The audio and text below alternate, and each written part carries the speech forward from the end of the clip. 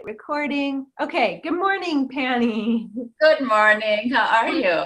Good, thank you. How are you? I'm wonderful. Good. It's a Um, beautiful fall day and it's Halloween, so it's all good. that's right. Happy Halloween. I'm going to read your bio, and then if you would like to add anything to that, just let me know. So Penny is a PT. She received her physical or her bachelor's in 1994 from Howard University in Washington, D.C., and her doctorate degree in 2016 from Northeastern University in Boston. Penny has dedicated her educational and clinical concentration on pelvic floor and rehabilitation. So important. Her passion is to use various forms of biofeedback in conjunction with manual therapy, along with a strong emphasis on patient education to facilitate optimal function for individuals. Aside from teaching for Herman and Wallace Rehab Institute, I've heard such good things about their program. You're awesome. Yeah. She is a clinical instructor for George Washington University in the Department of Physical Therapy and Healthcare Science. You are a busy lady. She is also continuously expanding her own knowledge by attending various conferences and is a member of the International Pelvic Pain Society and National Vulvodynia Association. Penny established a tremendously well-respected pelvic floor rehab at her local hospital from the ground up, where she worked for 18 years. She is now independently contracting Physio Wellness, Virginia, with Cypress Physical Therapy in McLean, Virginia. That's funny, that's my last name. I thought it was a joke the first time I met you. I'm like, no. No, isn't that funny? So with all that you do, what do you really feel that your area of expertise is? What do you specialize in? Kind of complicated patients. I love them. And the patients that doctors and other clinicians call to me and say, I don't know what to do with this one. Can you see them? And I just love to, and this is what I teach. I'm like, look from outside in and inside out, kind of step back, live their lives, and just to look at the whole person, if you will. And I just love the freedom that I can do that in a smaller independently owned clinic, because you can, when you're not bounded with insurance companies dictating what you do. But that's definitely what I love to do, is specializing to kind of bring the whole musculoskeletal system with the added pelvic floor component that men and women, that a lot of other people cannot do.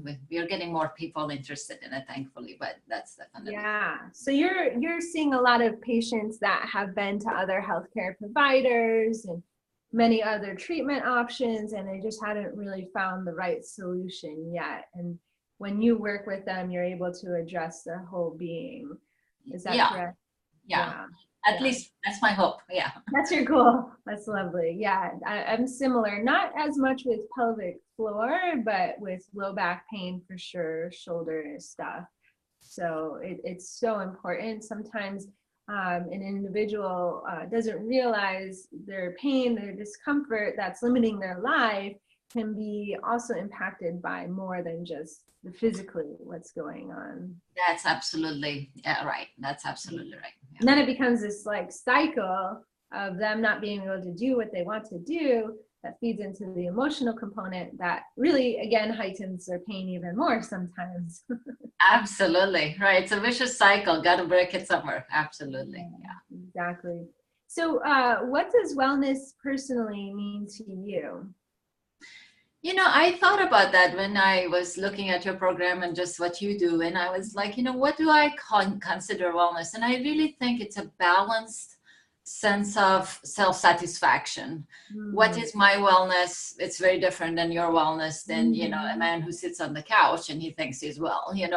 So, it's if you're self-satisfied, like you said, emotionally, physically, with your relationships, with your job, that's what your wellness is. And it's just when you really, really, truly feel happy with yourself physically and emotionally, and which is multifactorial. A lot of people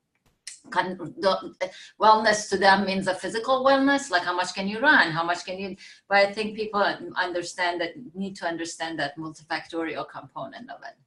Yeah, exactly. You know, it's interesting. I was listening to a podcast with Tony Robbins, of all people, and he was talking about the art of fulfillment. And he was saying that fulfillment is really an art because it is individualized to each person. And sometimes it's a little bit of trial and error and Mhm. figuring out what really fulfills us, what doesn't, and how can we achieve that fulfillment. And it's going to vary from person to person and situation to situation. Absolutely. And I think it varies in our different stages of our lives. And I think Mhm. recognizing that when I was in my 20s, what fulfilled me, it's very different now that I'm approaching 50. So, it's very, very different. Yeah. And I think, you know, if we are taking a step back and approaching our life this way and our bodies this way, it's a really great way of, as you suggested when we were emailing back and forth, in being preventative in our health and our wellness. You know, if we're striving towards that fulfillment, that joy, that like sustained contentment, or whatever it may mean, whatever word is for you, versus just going about our day with blinders on and then crisis hits and we have to like react in this emergent way.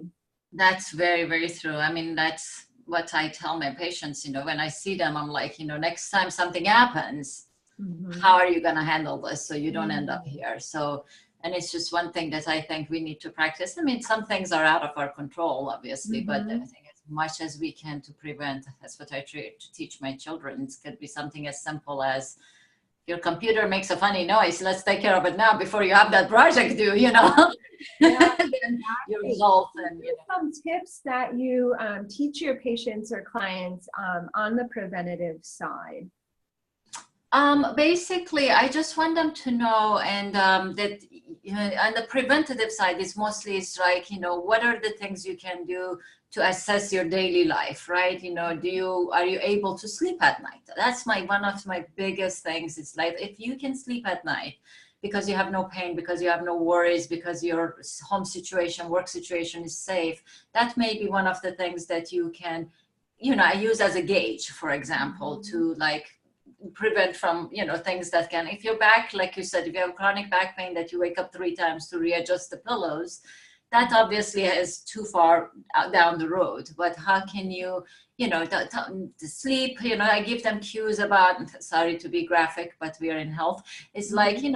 how are you pooping? Are you unable Mm-hmm. to poop? Because our bowels is a good Right. indication of our wellness. So, Yeah. like if you haven't gone for 3 days, that may be Mhm. some bad sign. So having Mhm. these scheduled things so I give them tips individually, if you will, to see what Mhm. suits their lives most, but things that are, you do on daily basis. So you have a Yeah. way of gauging it, how things are changing. Yes, I ask those questions on my intake form actually, and sometimes I get a surprise response like, what does my sleep or what does my digestive or bowel movements have to do with my back pain? And I'm like, oh, I'll Ah, tell you what, actually. Go ahead, answer the questions and we'll talk about it later. exactly. Very Yeah. good. Um, and how do you bring wellness into your business model? I think I look at myself and I introduce myself to new patients as like a wellness coach. I may not use Mhm. the exact word, but I want them to recognize me as their friend who happens to know a little more about their physical wellness. And then I make sure that, they know that I am going to talk about their diet, what they're doing, what they're eating, how they're sleeping, and helping them recognize that there are certain stressors in life that can be affecting their wellness. So I think we all agree after a certain age, you're kind of more blunt in asking questions and just getting more comfortable to ask, like, how is their life, is their relationship with their boss? Or so try to get them to, recognize the stressors, if you will, so we can address it in terms of being able to say, okay, maybe you can change your boss, but can you see the correlation with how your GI system is gonna react because you're so nervous, and how that bloating and discomfort can give you pelvic pain and back pain, and Mhm. kind of show it to them and empowering them to understand that, that correlation with the whole There is a body and soul, if you will. So Mhm. I try to help them understand, I may have very limited knowledge about, proper diet. I can't solve all the diet problems or the sleep, Mhm. but I have a group of other friends and clinicians that I can refer them to, or apps or resources and stuff. So that's how I try to kind of make them recognize that you're here for back pain, but we're looking at a bigger picture. Yeah, that's really wonderful. And recognizing that when they're in the moment, if that boss is making them nervous, like like you just said, they can't control the reaction of the boss or the personality of the boss, but they can somewhat control how they choose to respond in that moment too, which Yeah. can affect how they feel Yeah, I physically. mean, one of the things, kudos to people like you, like yoga and, other means of, physical wellness is so in tune to look at the whole body with the breathing, with the, Mhm. and all of that, that I think finding resources like you would be wonderful too. Yeah, and it's, it's a work in progress, even for us yogis that have been practicing it a long time. I mean, my 3-year-old, she challenges me every day. Like this morning, we're trying to get ready to go out the door and deciding what Halloween costume to wear. And I just have Oh, to, yeah. to breathe, patience, and trying to find like the fun in the moment of like getting dressed and all that kind of stuff, even though she might be having a crazy meltdown because things aren't going the way she wants. Yeah. I don't know why they say terrible twos. I think threes are much more difficult. I agree, but it's just she's a lot more vocal and really knows what she wants, which is great. Exactly. It's Yeah. just bringing what she wants into life in a way that is able to allow us to do what we need to do, like get to school. Right, exactly. Good luck with that. Yeah, I know it's a work in progress. Yeah. But the point is, like, even for me, like there are moments where I'm in it and I can feel my emotions or my heartbeat pick up or my body wants to tense because I'm in a stressful moment. And it's, even cueing myself, oh, this is it. I'm in that moment where I have a choice. Like I can either react and like really feel this sympathetic, like fight or flight response, or I can choose to take a step back and breathe and calm myself down, and maybe I can make a better decision at that time. Absolutely. Right. And Yeah. they test you, but we all. It's tricky, whether it be a boss, a kid, or a tiger, right? Yeah, exactly. Exactly. So, as an entrepreneur, a business owner, what's the biggest challenge that you've had to overcome? This is relatively new to me. I started my own clinic in February, so Congratulations! I'm just still testing, and I'm just like every day I question myself: why did I rock the boat? Why? That's good. That means you're in the right spot. No, I'm like, I had 5 weeks of vacation paid. I had good 401k plan. Why did I do this? And it's just because of those moments that I have the freedom to treat my patients the way I want to. So I think I have to keep reminding. But I think the hardest thing, and I'm learning that, is to minimize the stress and anxiety and letting go of my worries when I'm with my family and friends. I need to allow myself to, just like when I was working for somebody else, to say, okay, work hours are over. I gotta spend quality time with friends and family. And it's just shutting off my brain that way. It's been very challenging because, it's, as I'm sure it's like you're constantly thinking, what's next? How am I going to get my flow of patients? How am I going to reach out to a bigger community? So, and it's a good reminder when my husband says you're using your phone more than the kids are. So I'm like, okay, let me put it away. Right. And also, I think the other biggest challenge that I'm trying to struggle with is trying to challenge myself and see if I can handle it is I'm really a big learner. I love to learn new things every day. And the world of physical therapy is ever changing with the whole pain science and the diet, and I'm like to finding time to focus on learning and like the business component and the clinic component and getting all those plates up in the air and floating them around without breaking one has been a big challenge for me, I think.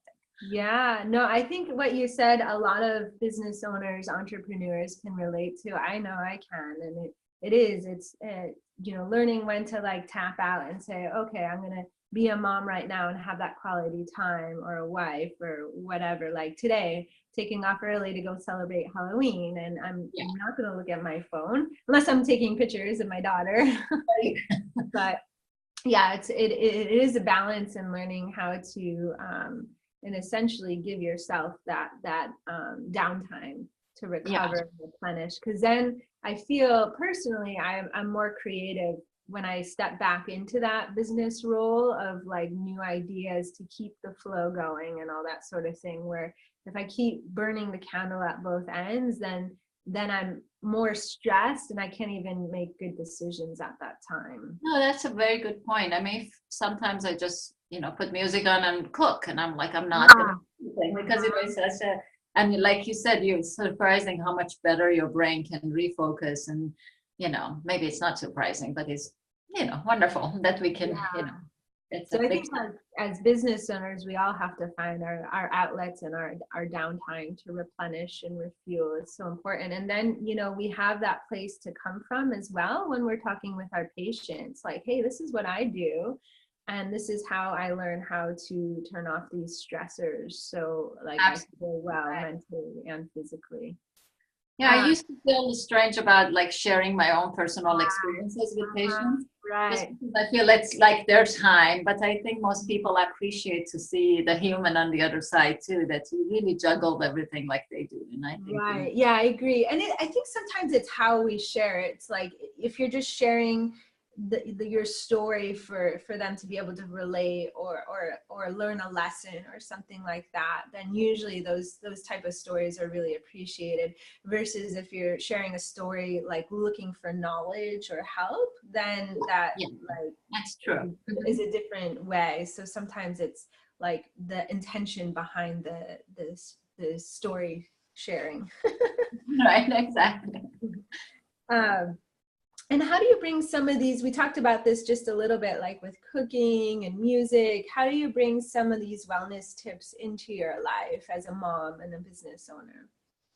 I think that's where I, kind of labeled this our interview with prevention versus reaction type of thing. I definitely I always, my motto is, how can I minimize disaster? How can I prevent myself from getting to that point of no return? I mean, if it means that, I have to go for a 10-minute walk, and that's all I'm going to get this week, but it's a 10-minute walk with no headphones, brisk walk in the cold air, just to freshen up my head.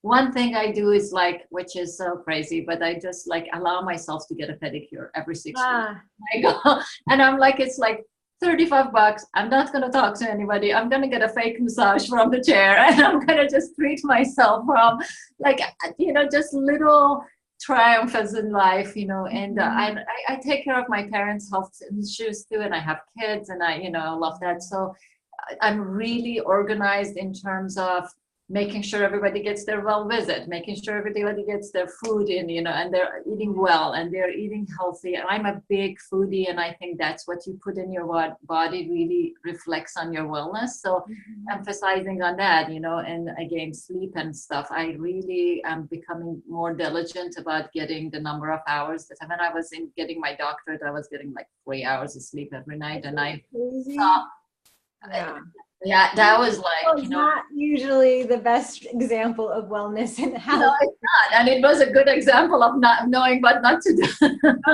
Oh my God. So it's like you see new moms. I mean, my patients that are new moms, I'm like, here's a blanket, just use this room to sleep for a little bit, But definitely it's something like I don't like to procrastinate on things that are going to create a disaster. Like I may procrastinate on the 6th load of laundry, but I won't procrastinate on that lingering noise in the back of my head that says something bad could happen. And I take care of it very quickly. Like, like you said, taking the time off, even if it means the business is going to go on the side, to take my dad to check on something before he ends up in hospital again. You know what I mean? So that's what my business, I mean, if it means being flexible and being able to remodel your day so you can accommodate those preventative disasters is the biggest thing that I put my efforts in. Yeah, so important. Allowing that flexibility in your schedule to honor those voices, whether it be for yourself if something's going on, or important family members that are close to you, friends. So Right. you can take the time to kind of nip something in the butt before it becomes a much bigger thing. Because I think sometimes we have this tendency to like put it off and be like, oh, it's going to go away, or it's, I'll deal with that later. And the problem is when later comes, sometimes it's a much bigger thing, which takes up way more time and energy. Had Yeah. you not just dealt with it when that original little inkling appeared. Yeah, and I think that's the biggest, that's because the things that I have with our medical system, our Yeah. whole medical system is based on reactions and not Yeah. prevention. I was on the phone with the insurance agent yesterday and he's like, we don't pay for preventative medicine. I'm like, oh my God. You're like, I mean, he bluntly said that. And I'm like, yep, I know that's what's wrong, buddy. Okay. I'm like, okay, then. So anyway, but yeah, that's definitely, I think prevention is my motto for wellness. Yeah.